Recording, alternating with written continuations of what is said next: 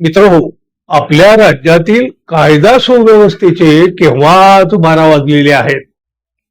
तर आपल्या राज्यामध्ये गृह विभाग आहे की नाही, या विभागासाठी कोणी मंत्री तरी आहे की नाही असा प्रश्न पडावा इतपत महाराष्ट्रातील कायदा सुव्यवस्था रसातळाला गेलेली आहे.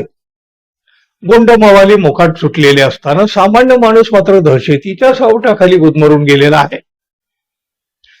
जेव्हापासून देवेंद्र फडणवीस यांच्याकडे गृह खात्याचा कारभार गेला तेव्हापासून या विभागाची उतरती कळा सुरू झाली.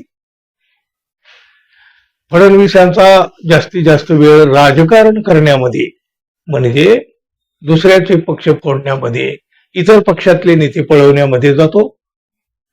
त्यामुळं राज्याला पूर्ण वेळ गृहमंत्री मिळावा अशी मागणी विरोधकांनी आधीपासून केलेली आहे, आजही करीत आहे. अर्थात फडणवीस काही हे पद सोडणार नाही हे उघड आहे. गृह खात्याचा बोजवारा उडालेला आहे अशा प्रतिक्रिया आता सामान्य माणसातून सुद्धा येतात. आणि मग काय, मोठे गुन्हे घडले की हे खपवून घेतलं जाणार नाही, आरोपींना सोडणार नाही, फास्ट ट्रॅकवर खटला चालू वगैरे वगैरे वगैरे, असं तेच ते प्रत्येक वेळी फडणवीस बोलत असतात. आणि यापेक्षा वेगळं काही घडतही नाही. वाढत्या गुन्हेगारीमुळं या खात्याची अब्रू वेशीवर टांगली जात असताना काँग्रेसनं गृहमंत्री देवेंद्र फडणवीस यांना पांडू हवालदारची उपमा दिलेली आहे. गृहमंत्र्यांची एवढी बेइज्जती आधी कधीही झालेली नाही. खालच्या स्तरापासून मंत्रालयाच्या 6व्या मजल्यापर्यंत हप्ते पोहोचवले जातात आणि या हप्ता वसुलीमुळे पोलीस प्रशासनावर कुणाचाही वचक राहिलेला नाही.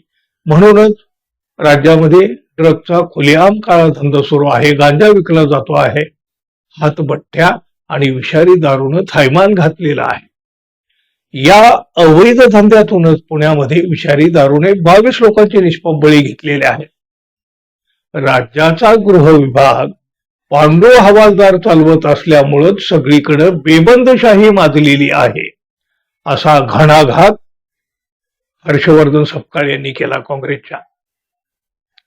देवेंद्र फडणवीस यांनी याचं प्रायचित्त घेऊन राज्याला पूर्ण वेळ सक्षम गृहमंत्री द्यावा अशी मागणी सुद्धा काँग्रेस प्रदेशाध्यक्ष हर्षवर्धन सपकाळ यांनी केली.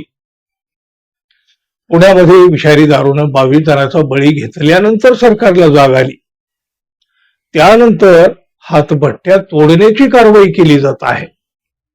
या हातभट्ट्या काही एका रात्रीतून उभ्या राहिलेल्या नाहीत ना.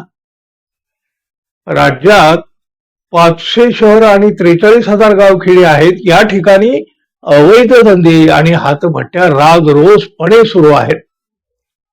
गुजरातचे महाराष्ट्रात येणारे ड्रग, जामतारा सारखी प्रकरणं आणि अवैध धंद्याचे रॅकेट राजरोसपणे सुरू असून त्याला गृह विभागाचाच आशीर्वाद आहे.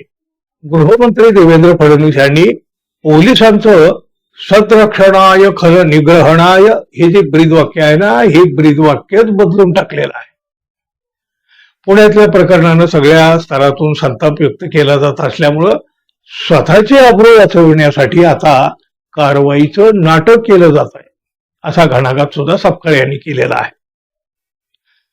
यापेक्षा सुद्धा बघा, पोलिसावर, पोलिसाच्या कार्यपद्धतीवर किती नेमकेपणानं त्यांनी हल्ला चढवलेला आहे.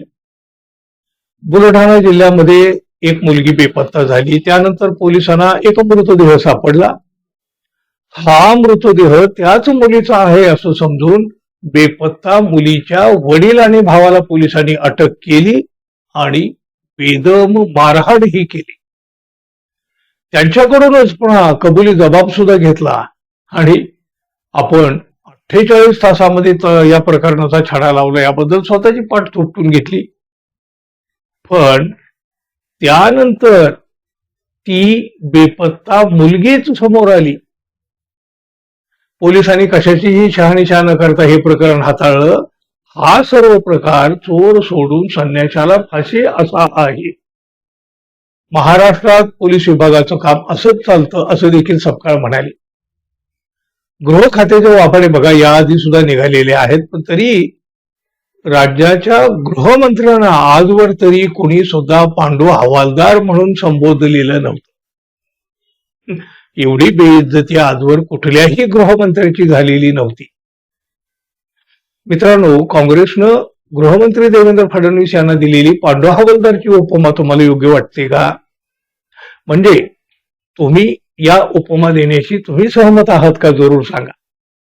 आणि आपण अजून आपल्या चॅनलला सबस्क्राईब केलं नसेल तर कृपया सबस्क्राईब करावं ही अपेक्षा आहे. धन्यवाद. पुन्हा भेटू. नमस्कार.